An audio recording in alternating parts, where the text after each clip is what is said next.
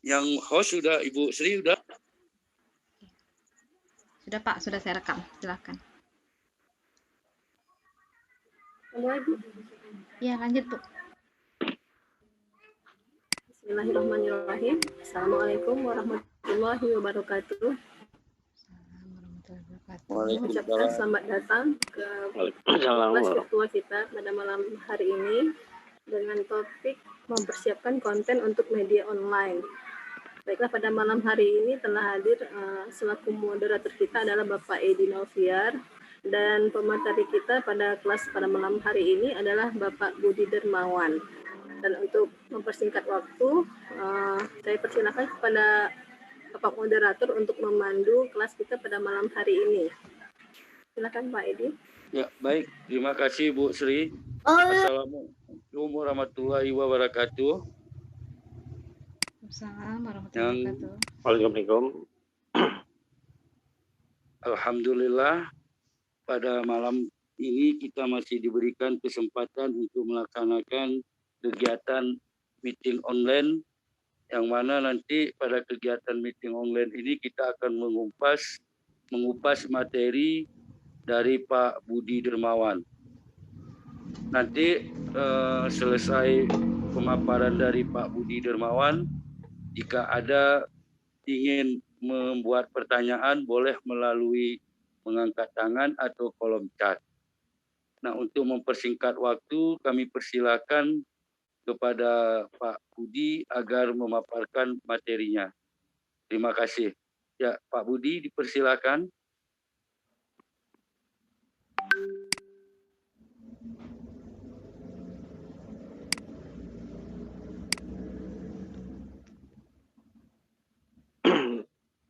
Baik, Assalamualaikum warahmatullahi wabarakatuh. Suara saya dengar, Pak? Jelas, Pak. Dengar, Pak. Oke. Jelas, Pak ya. Oh, baik. Jelas. Selamat malam peserta VCT batch 9 yang wilayah Sumatera Utara atau Sumatera ya. Ini ada sebagian dari Aceh, Pak ya. Kalau nggak salah ya, Pak. Betul, ya. betul. Malam peserta dan selamat malam juga Bapak Ibu instruktur VCT batch 9. Ya, perkenalkan nama saya Budi Dermawan. Tugas saya itu di SMP Negeri 3 Percut Setuan. Saya bidang studi saya itu seni budaya atau SBK. Jadi latar belakang saya lulusan Unimed atau Universitas Negeri Medan, jurusan seni rupa. Demikian biodata singkat saya. Baik Bapak Ibu, saya akan memaparkan materi saya pada malam hari ini yang berjudul mempersiapkan konten untuk media online. Yaitu ini merupakan dasar-dasar latihan pembuatan materi untuk media online. Ya, selanjutnya next. Pertama, mempersiapkan konten untuk toko online. Ini kebetulan dia materinya untuk bagaimana seorang itu bisa membuka toko online di marketplace atau di media sosial. Bagaimana dari awal atau step by step prosedurnya sehingga seorang bisa membuka toko online di internet. Ya, selanjutnya apa itu toko online?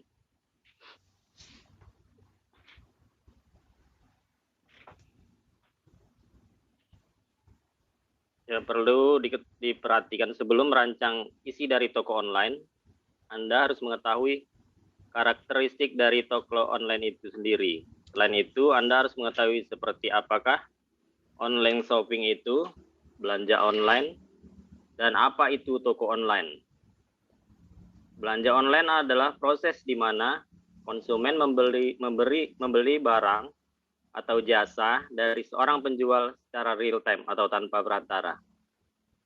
Kemudian, apa itu toko online? Toko online adalah tempat terjadinya proses jual dan beli barang dan jasa secara elektronik atau e-commerce, baik di internet maupun di media elektronik lainnya dengan dua arah interaktif dan memiliki shopping cart.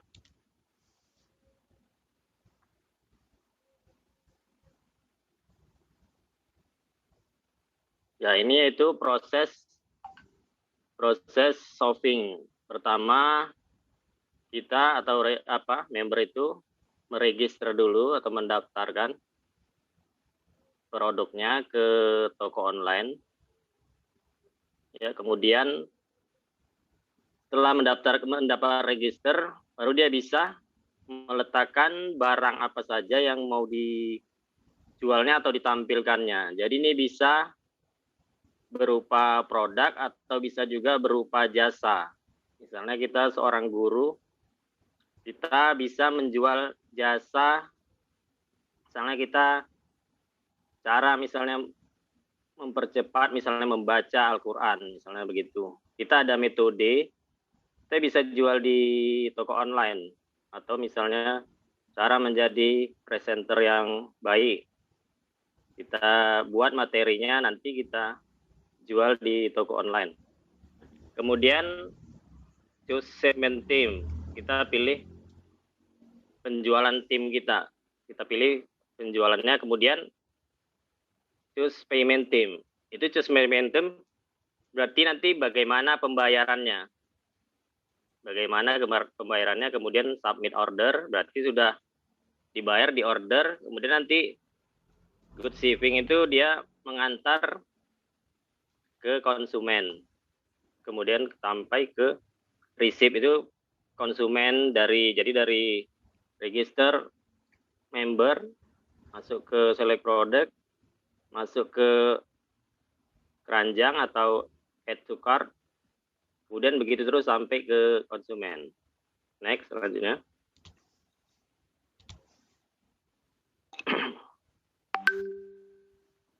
Ya, jadi apakah di blog di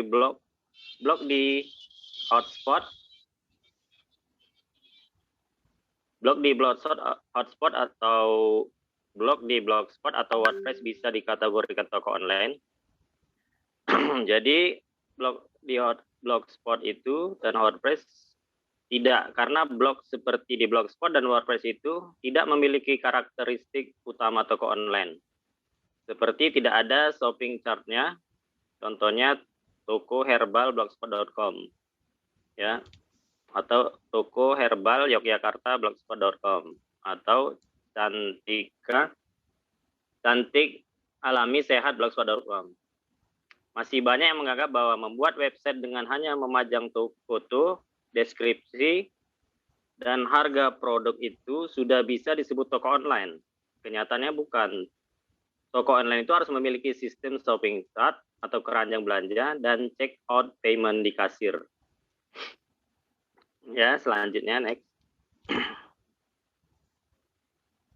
Serta tambahan lain seperti kalkulator belanja, resip, nota, tanda terima, bukti pembayaran, menambah, mengurangi kuantiti tanpa perlu kembali ke halaman produk, merubah alamat pengiriman, database pelanggan, histori transaksi, dan modul-modul lainnya. Contoh misalnya www, kemudian www.bursadagang.com. Itu contoh-contoh yang sudah memiliki sistem toko online. Ya, next, selanjutnya. Kemudian karakteristik utama toko online. Apa-apa aja karakteristik dari toko online. Selanjutnya. Beberapa karakteristik utama toko online yaitu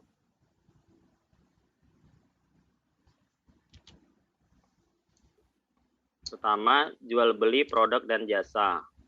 Kemudian memiliki shopping cart atau keranjang belanja. Kemudian ketiga, check out sistem pembayaran, invoice, ya, pembayaran invoice, metode pengiriman. Tiga, niche market, atau kemudian segmen dan jenis produk tertentu. Ya, selanjutnya yang harus ada di toko online apa-apa saja. Pertama, halaman yang harus ada di toko online yaitu satu, About Us. Ini merupakan tentang toko kita atau toko Anda. Siapa, misalnya tokonya namanya apa, misalnya toko buku abadi misalnya. Kemudian siapa yang punya pemiliknya, kemudian di mana tempat toko ini. Ya, jadi bisa ada tempatnya, bisa juga hanya toko, dia bisa toko fisik, bisa juga toko non fisik. Kalau toko fisik berarti ada tempatnya. Misalnya tokonya ada di jalan sini atau tidak ada toko fisik berarti dia hanya bekerja misalnya dari rumah. Jadi tokonya itu berada di rumah. Kemudian kedua, kategori dan subkategori produk. Jadi harus jelas kategori produk kita apa. Misalnya kita jual modul pembelajaran, kemudian subkategori produknya itu apa. Misalnya modul pembelajaran, misalnya menjahit, atau modul pembelajaran membuat kerajinan dari batok kelapa misalnya. Subkategorinya harus jelas. Kemudian halaman detail produk.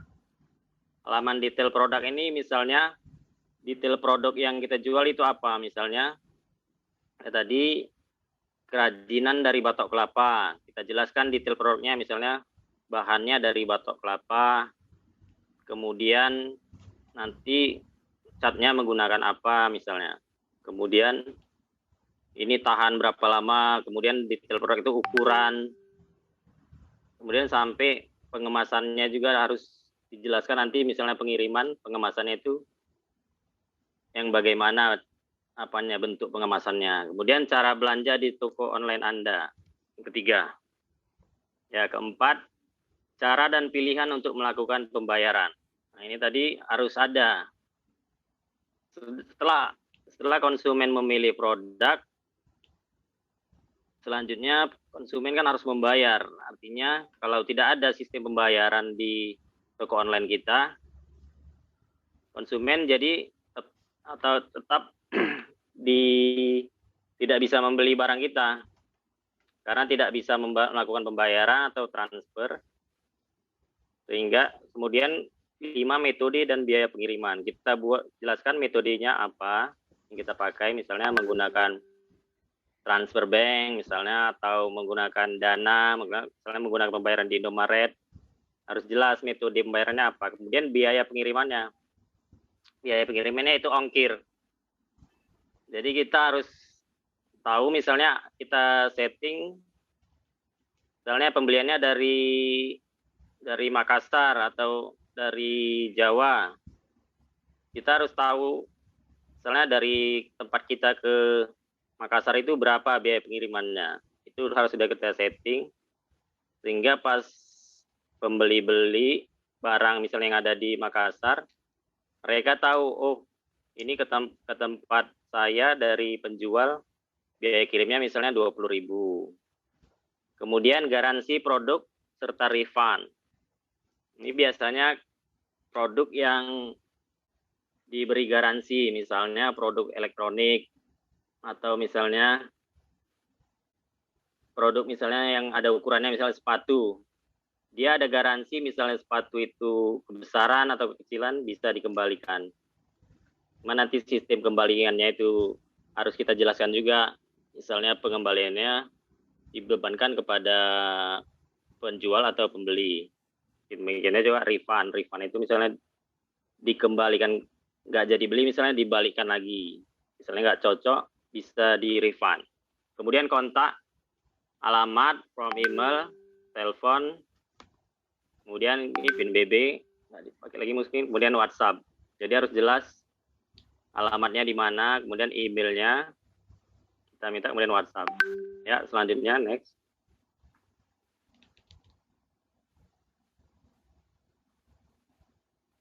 Kemudian halaman member. Ini biasanya my account login atau sign up.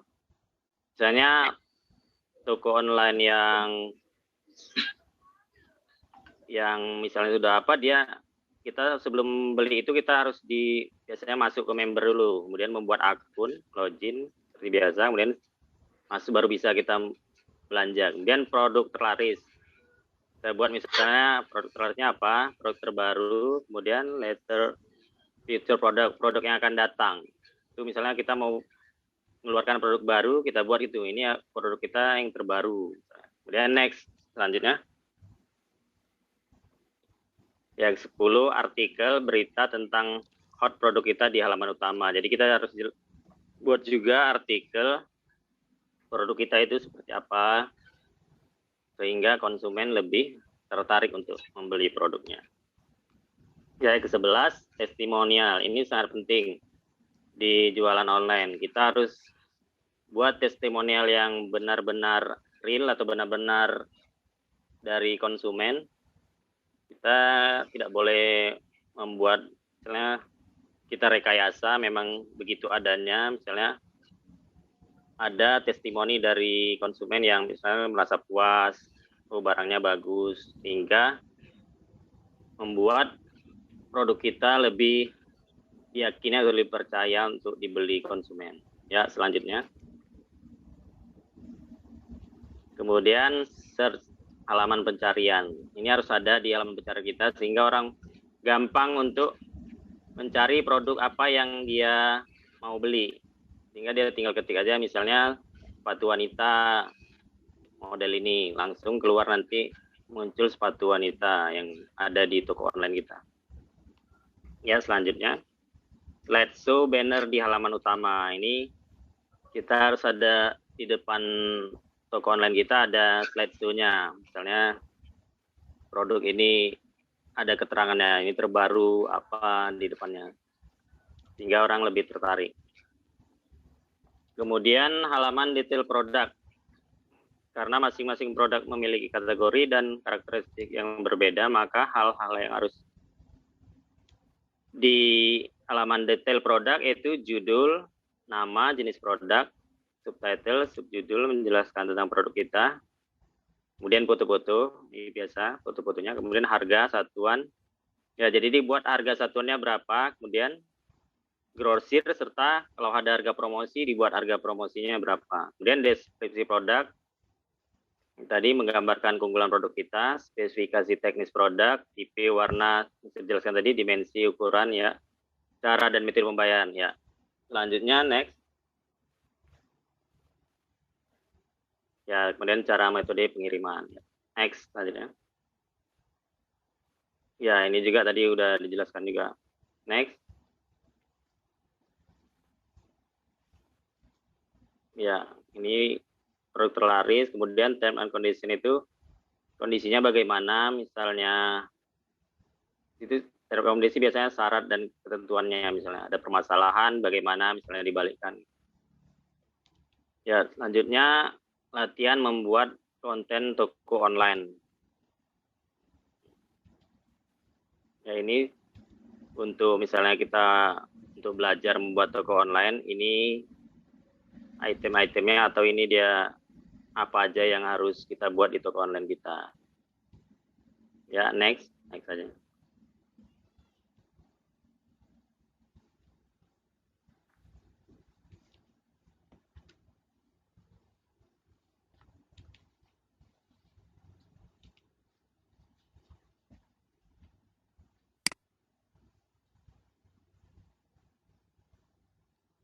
Ya baik, saya rasa itu aja Bu Kamila sampai di sini dulu. Karena itu dia udah masuk ke ini kan. Untuk latihan. Saya rasa itu dulu materi yang saya sampaikan. Bila ada pertanyaan, dipersilakan. Saya kembalikan ke moderator. Ya, terima kasih Pak Budi Dermawan atas pemaparan materinya. Mungkin dari penyajian beliau ada para partisipan yang hendak menyampaikan pertanyaan, boleh langsung mengaktifkan audionya atau boleh memakai kolom chat di kolom chat. Baik, dimulai dari saya boleh Pak Budi Dermawan. Ya, silakan Pak. apa pengaruh bagi toko yang fisik jika tidak mampu menggunakan informasi daripada informasi digital, Pak? Maksudnya, Pak, gimana, Pak? Diperjelas, Pak. Apa dampak pengaruhnya bagi toko yang tidak mampu melakukan penjualan secara digital gitu? Oh, gini.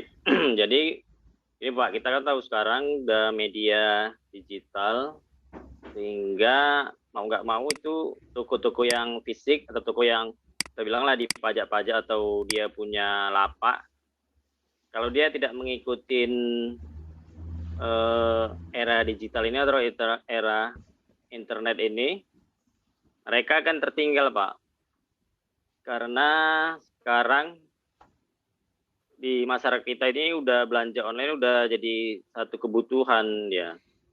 Misalnya aja kita lihat misalnya pembelanjaan untuk makanan ya, atau misalnya belanja untuk kita bilang lah misalnya untuk belanja untuk sembako aja masyarakat kita udah malas keluar. Dia tinggal menggunakan jasa Gojek, nanti dia belanja ini belanjakan di toko ini, nanti berapa biayanya langsung dibayar cash atau langsung dari pembayaran di GoPay misalnya itu kalau di Gojek. Kan, Pak. Jadi kalau yang punya toko yang fisik, kalau dia nggak mengikuti perkembangan digital ini atau perkembangan internet ini, mereka akan jadi tertinggal, Pak. Karena orang yang berkunjung ke toko itu lama-kelamaan nanti jadi berkurang. Apalagi selama corona ini, Pak, kita dibatasi jarak, tidak boleh keluar rumah dulu kan. Mula-mula corona, sehingga toko online ini memang jadi apa namanya? Jadi alternatif lah untuk memudahkan konsumen membeli kepada produsennya atau penjualnya. Demikian, Pak, kira-kira jawabannya. Ya, terima kasih Pak Budi. Ya, mungkin Pak, dari para Bapak Ibu yang ada di room boleh menyampaikan pertanyaan ke beliau. Saya, Pak. Ya, boleh Bu Kamila. Oke, izin bertanya ya Pak Budi. Saya tertarik nih dengan toko online, tapi saya kepengen itu toko online yang sudah jadi gitu dengan brand-brand yang ada. Kira-kira bisa nggak kita Pak Budi untuk ikut misalkan ke brand yang si orange itu atau brand yang merah itu, kita ikut berjualan di situ. Kira-kira bisa nggak ya Pak Budi? Demikian Pak pertanyaan dari saya. Terima kasih. Oke, makasih Bu Kamila. Kalau kita istilahnya masuk ke marketplace atau toko online yang sudah ada, misalnya yang itu tadi orange misalnya kan, kemudian yang banyak lah ya kan. Ya bisa aja, berarti kita harus daftar dulu atau sign in juga. Kita daftarkan toko online kita apa, setelah disetujui nanti dari pihak mereka, kita baru bisa memanjang apa yang mau kita jual di toko online mereka atau di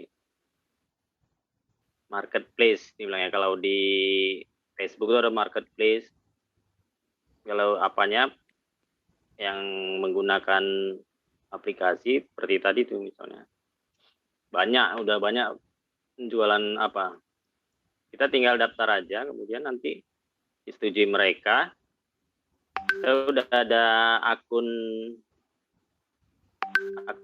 jualan kita, jadi kita udah bisa memajang produk-produk yang mau kita jual. Itu tadi, mana sistemnya kan nanti mereka biasanya kalau yang dikelola mereka itu nanti misalnya setelah dibeli konsumen itu harus sampai dulu barang ke tangan konsumen, baru nanti bisa uang kita atau yang dibayar kepada kita itu nanti baru bisa ditransfer oleh mereka.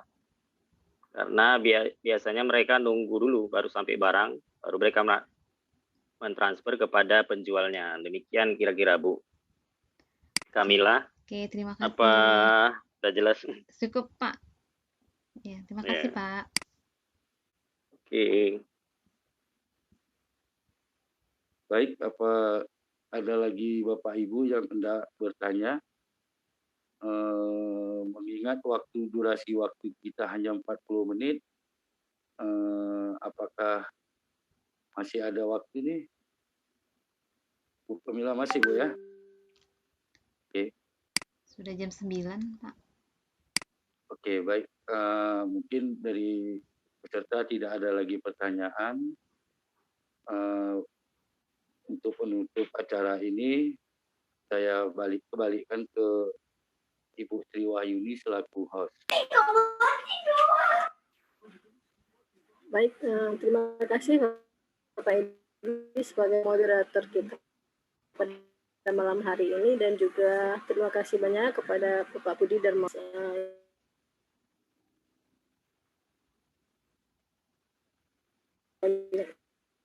manfaatnya untuk kita semua. Warahmatullahi wabarakatuh. Waalaikumsalam warahmatullahi wabarakatuh. Warahmatullahi wabarakatuh.